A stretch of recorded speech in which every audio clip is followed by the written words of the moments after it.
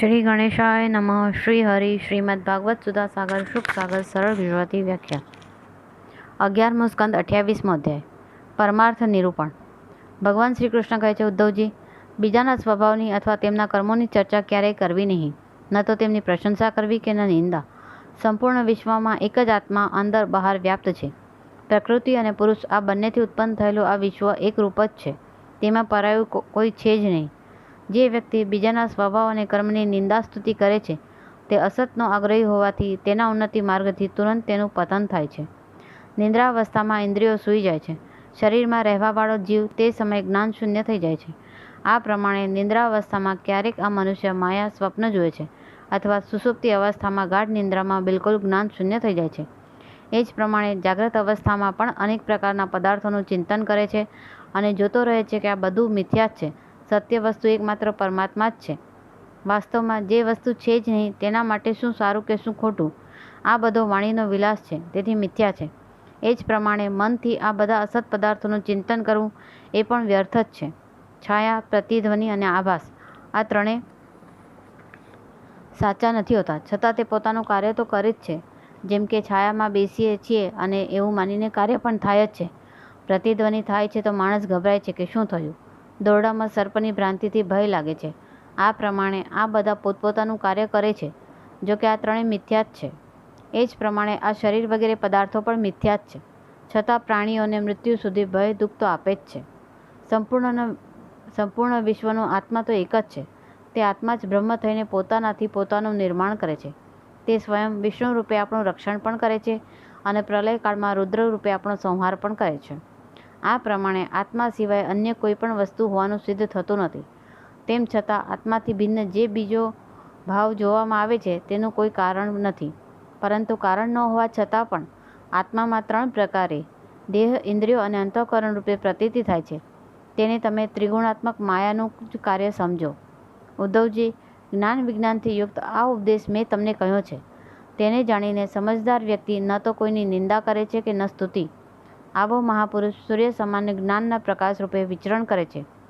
પ્રત્યક્ષ પ્રમાણ દ્વારા, અનુમાન પ્રમાણ દ્વારા, શાસ્ત્ર અને મહાપુરુષોના વચનામૃત દ્વારા તથા આત્માનુભૂતિ દ્વારા એ સ્પષ્ટ સમજી લેવું કે જે પણ અસત પદાર્થો દેખાય છે તે બધા આદિ અંતવાળા છે, અર્થાત નાશવાન છે. તેથી અનાસક્ત થઈને સંસારમાં વિચરણ કરવું. ઉદ્ધવજીએ પૂછ્યું, ભગવાન, આત્મા દ્રષ્ટા સાક્ષી છે, સ્વયં પ્રકાશ છે, તે કંઈ કરતો નથી, તથા દેહ દ્રશ્ય છે અને જોડ હોવાથી તે પણ પ્રપંચ કરી શકતો નથી. આવી સ્થિતિમાં સંસ્કૃતિ, જન્મ મરણ કોની થાય છે? આત્મા અવિનાશી, નિર્ગુણ, શુદ્ધ, સ્વયં જ્યોતિ અને અંદર બહાર સર્વત્ર પરિપૂર્ણ છે. અગ્નિની જેમ જ્યોતિર્મય છે, પરંતુ શરીર કાષ્ઠ જેવું અચેતન છે. આવી સ્થિતિમાં જન્મ મૃત્યુમાં કોણ ભટકે છે? ભગવાન શ્રી કૃષ્ણે કહ્યું, પ્રિય ઉદ્ધવ, જ્યાં સુધી આત્માનો સંબંધ દેહ, ઇન્દ્રિયો અને પ્રાણ સાથે રહે છે ત્યાં સુધી અજ્ઞાનીઓને આ સંસાર અસત્ય હોવા છતાં પણ સત્ય જ લાગે છે. જેમ સ્વપ્નાવસ્થામાં અનેક પ્રકારના અનર્થો થતા ન હોવા છતાં પણ દેખાય છે અને તેનાથી દુઃખ પણ થાય છે, પરંતુ જાગતા જ તે બધા અનર્થો દૂર થઈ જાય છે.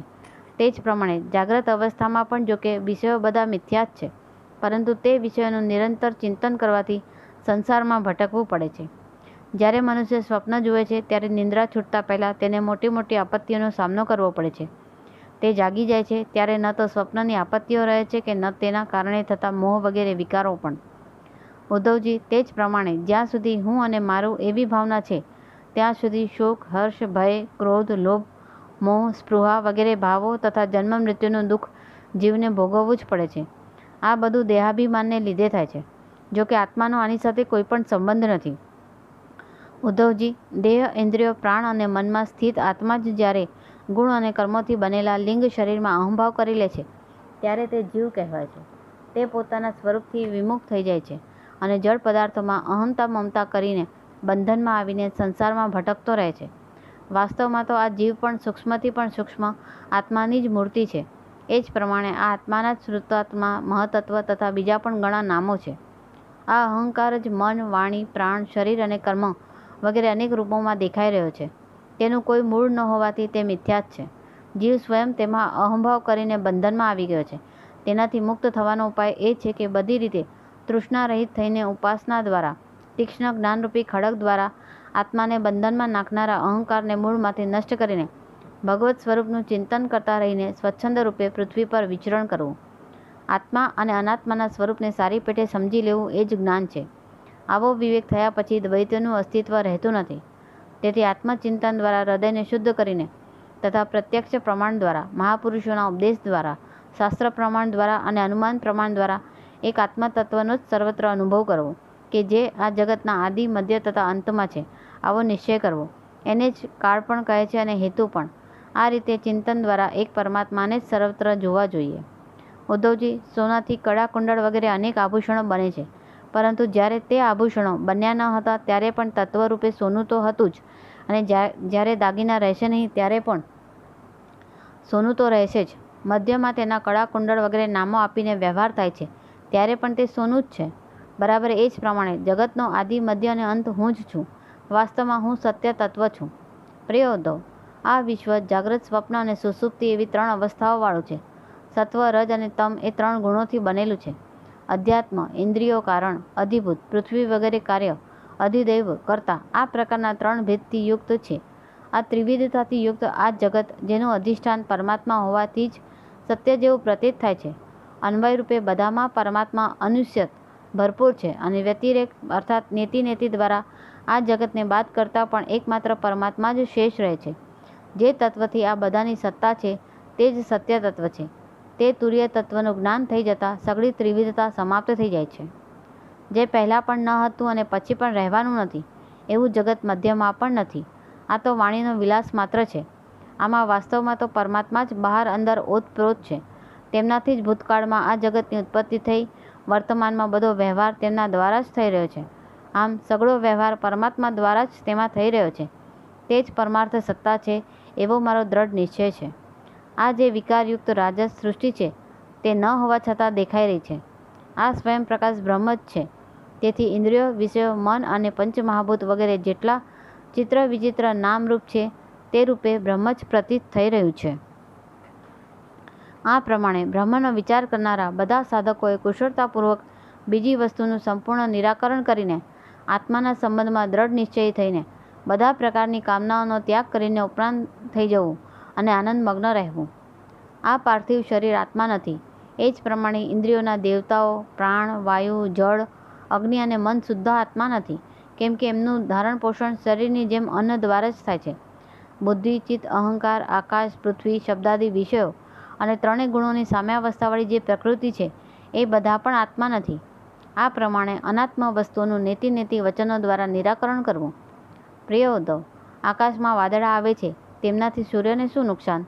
તે જ પ્રમાણે જેને મારા સ્વરૂપનું સારી પેઠે જ્ઞાન થઈ ગયું છે તેની સામે 3 ગુણોનો વેગ આવે અથવા જાય તેને તેમનાથી કશું પણ નુકસાન કે લાભ નથી. ગુણોના આવેગો આત્મજ્ઞાની ઉપર કોઈ પ્રભાવ પાડી શકતા નથી, કેમ કે તે તો જ્ઞાનમાં દ્રઢ નિશ્ચયી સ્થિત રહે છે.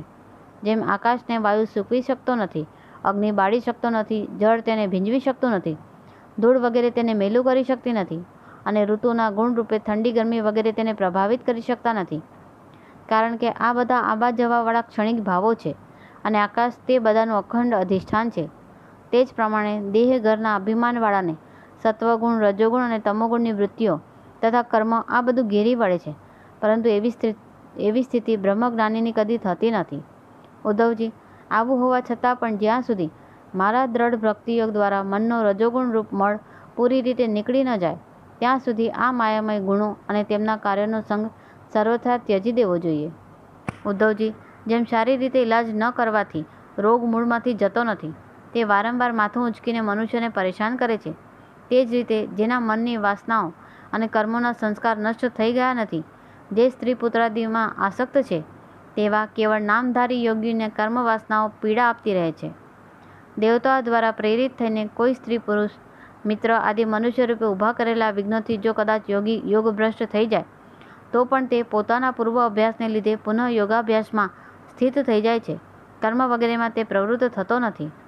ઉદ્ધવજી, જીવ સંસ્કારોથી પ્રેરાઈને જન્મથી મૃત્યુ સુધી કર્મમાં જ જોડાયેલો રહે છે અને તેમાં ઇષ્ટ અનિષ્ટ બુદ્ધિ કરીને હર્ષ, વિષાદ વગેરે વિકારોને પ્રાપ્ત થતો રહે છે.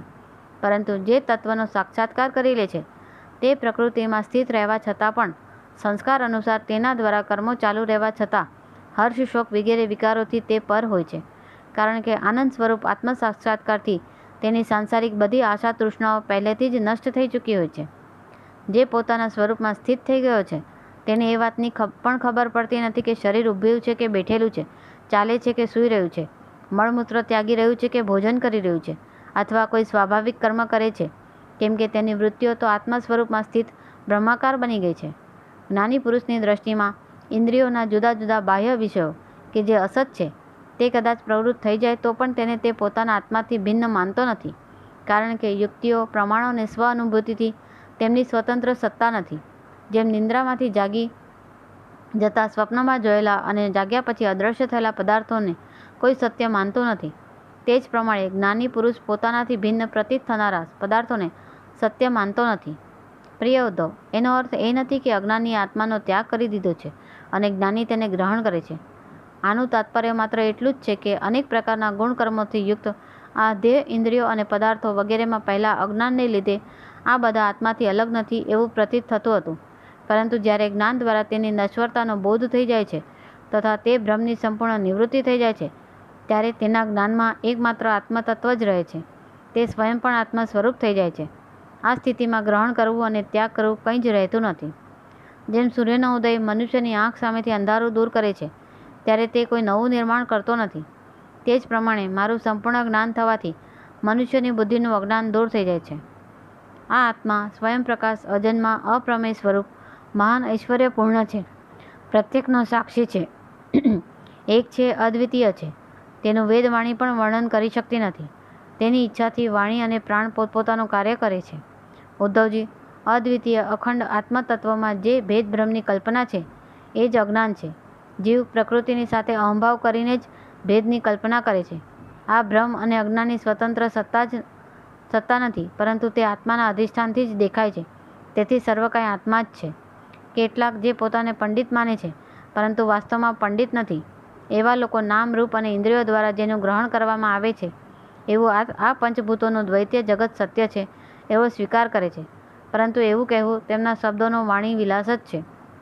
ઉદ્ધવજી, જો યોગ સાધના પૂરી થતાં પહેલાં જ કોઈ સાધકનું શરીર રોગ વગેરે ઉપદ્રવોથી ગ્રસ્ત થઈ જાય તો તેણે આ ઉપાયોનો આશ્રય લેવો જોઈએ. ઠંડી ગરમીને ચંદ્રમા, સૂર્ય વગેરેની ધારણા દ્વારા, વાત વગેરે રોગોને વાયુ ધારણા યુક્ત આસનો દ્વારા અને ગ્રહ સર્પાદી વિઘ્નોને તપ, મંત્ર અને ઔષધિ દ્વારા નષ્ટ કરી નાખવા જોઈએ. કામ, ક્રોધ આદિ વિઘ્નોને મારા પરમાત્માના ચિંતન અને નામ સંકીર્તન વગેરે દ્વારા નષ્ટ કરવા જોઈએ તથા પતનના માર્ગે લઈ જનાર દંભ, મદ વગેરે વિઘ્નોને ધીરે ધીરે મહાપુરુષોની સેવા દ્વારા દૂર કરી દેવા જોઈએ. કોઈ મનસ્વી યોગી વિવિધ ઉપાયો દ્વારા આ શરીરને સુદૃઢ અને યુવાવસ્થામાં સ્થિર કરીને પછી અણીમાદી સિદ્ધિઓ માટે યોગ સાધના કરે છે, પરંતુ જ્ઞાની પુરુષો આવા વિચારને સમર્થન આપતા નથી, કારણ કે સિદ્ધિઓ પ્રાપ્ત કરવી એ તો એક વ્યર્થ પ્રયાસ છે. વૃક્ષમાં લાગેલા ફળની જેમ આ શરીરનો નાશ પણ અવશ્ય થવાનો જ છે. જો કદાચ ઘણા દિવસો સુધી નિરંતર અને નિષ્ઠાપૂર્વક યોગ સાધના કરતા રહેવાથી શરીર સુદૃઢ થઈ પણ જાય તો પણ જ્ઞાની પુરુષે પોતાની સાધના છોડીને તેટલામાં સંતુષ્ટ ન થવું જોઈએ. તેણે તો નિરંતર મારી પ્રાપ્તિ માટે પ્રયત્નશીલ રહેવું જોઈએ. જે સાધક મારો આશ્રય લઈને મારા દ્વારા કહેવાયેલી આ યોગ સાધનામાં સંલગ્ન થાય છે તેને કોઈ પણ વિઘ્ન ડગાવી શકતું નથી. તેની બધી કામનાઓ નષ્ટ થઈ જાય છે અને તે આત્માનંદની અનુભૂતિમાં મગ્ન થઈ જાય છે. ઇતિ શ્રીમદ ભાગવત મહાપુરાણનો 11મા સ્કંદનો 28મો અધ્યાય સમાપ્ત. હરિ ઓમ તસ્ત, હરિ ઓમ તસ્ત, હરિ ઓમ તસ્ત.